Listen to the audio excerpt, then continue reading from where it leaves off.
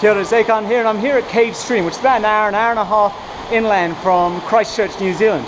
I've come here to go and do something that I've wanted to do for a fair while. Now this place is called Cave Stream for a couple of reasons. The first one is that there's a stream, and the second one is that there's a cave.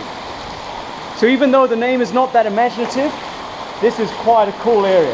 Cave Stream actually runs for about 500 meters from this exit down here all the way through to the other side. And I'm going to see if I can make my way through. It seems like it's a reasonably easy track to go through. You don't need too much caving experience or anything like that.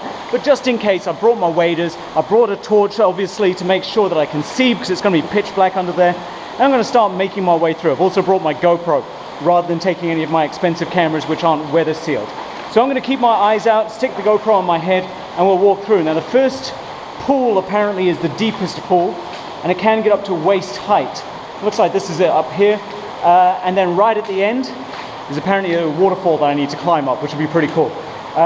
So I'll switch on and off as time goes on to see how this is. The water already has got pretty still here. Let me turn my torch on so we can see. So already it's got a bit still. Oh, look, and there's some fish in here. That's awesome. I don't know if you can see them. They were darting around under there. Just some little fish. There we go. We're up to about, up to about my crotch now. Just up to my waist. Woo! This is pretty cool. Now, I think that's obviously not the way we're going. We're going to need to go that way into the dark. And my waders are not ideal for this. Ideally, you'd have a wetsuit or something like that. But the waders are all I've got. Didn't really feel like going through in just my shorts. And even though it is a beautiful warm day outside, this is all glacial meltwater. And as a result, it is freezing cold. Look at the limestone up here. That's amazing. Now I was coming down here and I saw a young lady come out wearing just a summer dress and some sandals. Definitely don't do that. Don't come through a place like this with just some sandals and a summer dress. Come a little bit prepared. Bring plenty of light with you and make sure you know what you're doing. Some rocks down here. Alright, I'm going to switch the GoPro off because it sounds like it's getting a little rougher around here. A little bit of a waterfall. Here we go. I'm going to stick the GoPro on my head and we'll set up in a second. See you in a second.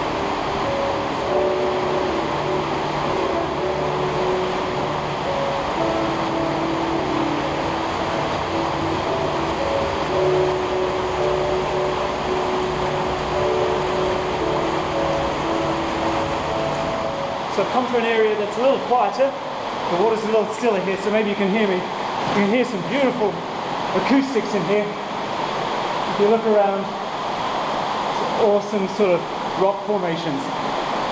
I'm about 20-30 minutes of walking into it, so I really don't know how much further I've got. Probably another 30-40 minutes. I can hear some more waterfalls coming up, a little bit of rock pools coming up. It's pretty fun.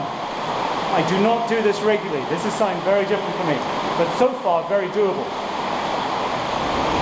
Okay, so you probably can't hear me, but I can see light.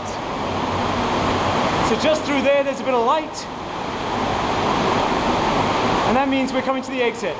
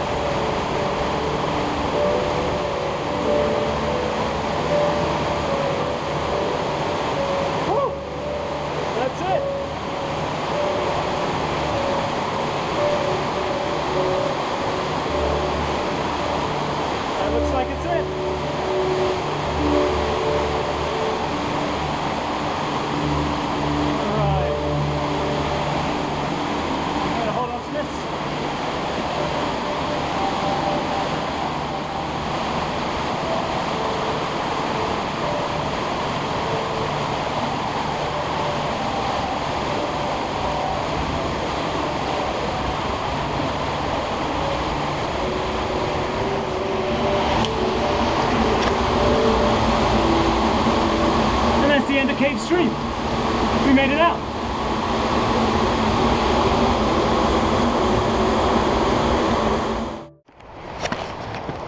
So in the end, that didn't take me an hour. That took me about half an hour to 40 minutes. We come out in this beautiful landscape. So the plan now is to dry off. I didn't actually get that wet. The most wet I got was right at the start when I was walking through that deepest pool, and a little bit of the water just slipped in over my waders down my waist. That's kind of sloshing around in my boots at the moment. Otherwise, got a little bit wet here and there, but nothing too major. But dry off. What's the time? It's 8 o'clock. That means there's about an hour and 15 minutes until sunset. So I want to try and set up somewhere, take some sunset shots. I really want to try and capture the water, but it might be better to get up high and take a view looking down onto the water. There's some beautiful clouds around, some beautiful mountains to try and capture. Let's see if I can find something to suit.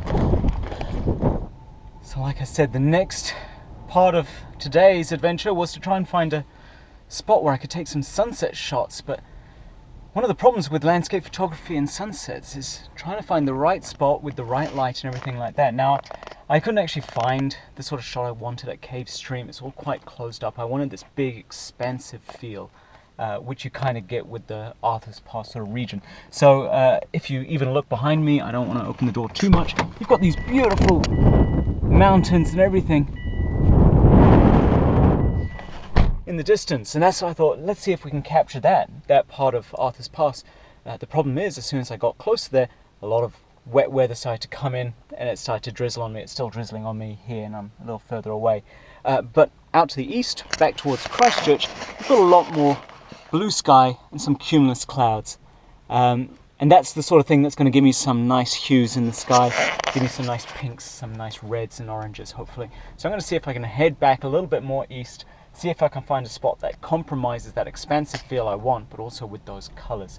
The sort of wet, hazy landscape out to the west is cool, not the shot that I want tonight. Alright, talk to you in a second. Okay, so I've come a little bit further eastward, and even now I'm back nearly towards Cave Stream. That thick cloud behind me is still getting thicker. But ahead of me, kind of that southeasterly, still got plenty of blue skies and those nice cumulus clouds. I don't particularly want these power lines or anything in my shot, but those mountains look quite nice, and I can see a little bit of a walk just above these rocks where people have tagged. Dickheads, no one cares about your tags. So I might climb out there and see if I can get a shot of those mountains, especially with those clouds behind me. Now I'm talking to you in the car rather than out there, because to be honest, once we get out there, there's going to be so much wind, I doubt you'll be able to hear anything I do. So I said I was all worried about the strong winds and you wouldn't be able to hear me, and I get out here and it's still as anything. Anyway, here's some of the viewpoints I've got. That wind is pretty strong up high, but you can see there's plenty of still action here. Some beautiful lupins around, this nice little rocky formation in front of me. I'm going to see if I can try and take something out that way, use the leading line of this ridge. I'm not going to climb up there, because if the wind does pick up or the rain does pick up, I'm going to be in a bit of trouble, so always remember safety first. Looks like there's a little bit of a track down there, but if you can see, it's probably a little hard to see just on my phone camera here. Right down there, there's that floodplain of the river just going through there. And that might be a cool thing to try and capture with the mountains in the background. I don't really like the road over there, so I might have to crop that out somehow or frame it out. You can see that little ridge line there. And some nice clouds. Alright, let me see what I can do with this shot.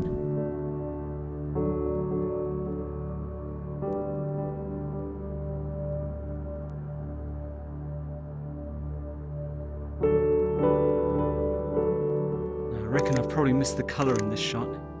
There's a few nice oranges up there, but facing this way, not so much. Over this side, still some nice pinks and stuff. And one thing I wanted to say, when you're doing there's a little bit of the wind.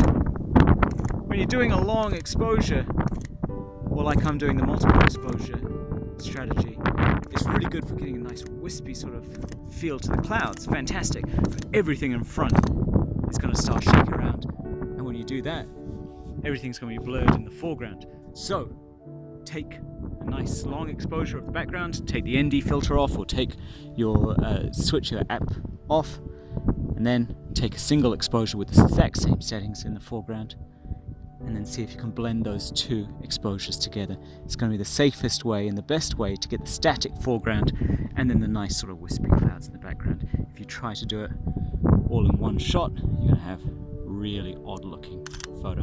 Alright, there's my single shot. I'll blend those together when I get home.